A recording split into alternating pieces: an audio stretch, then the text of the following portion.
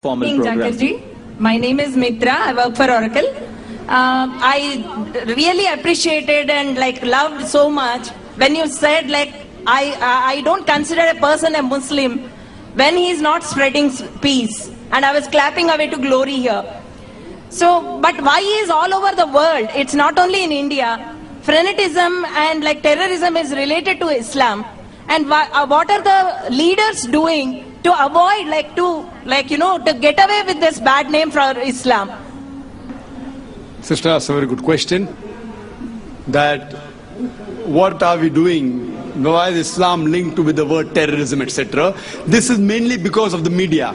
According to the Time magazine, an article which came on the 16th of April 1979, it said that more than 60,000 books have been written against Islam in a span of 150 years, from 1800 to 1950.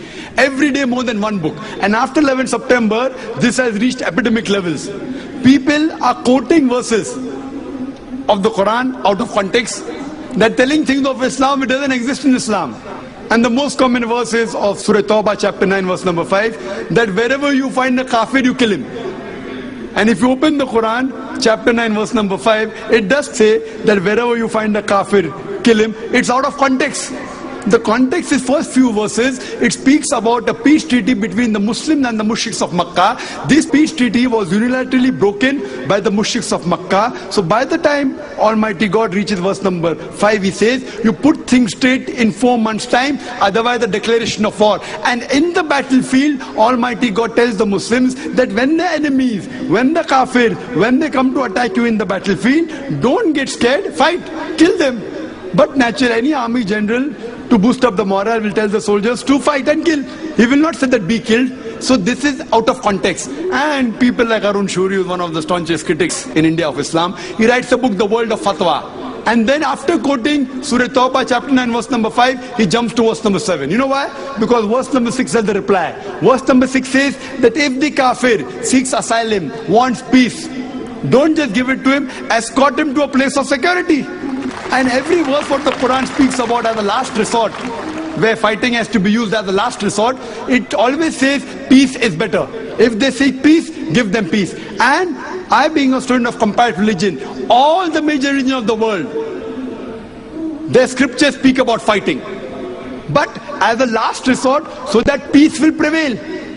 And similarly, as Sri Ravi Shankar was mentioning about Bhagavad Gita, it's advice of Sri Krishna given to Arjun. In chapter number 1, verse number 43 to 48, Arjun says, he puts his arms on the battlefield on the ground and says, I would prefer being killed unarmed rather than fight my cousins. Immediately a few verses later, chapter number 2 of Bhagavad Gita, verse number 2 and 3, Shri Krishna says, how could such impurities come in your mind? It will take you away from the heavenly planets. How could you become so impotent? He continues and says in Bhagavad Gita chapter 2 verse number 31, 30 to 33, you are a Kshatriya, you are a warrior, it's your duty to fight. Blessed are those Kshatriyas who get a chance to fight. And if you read the Mahabharata has more verses of fighting than Quran.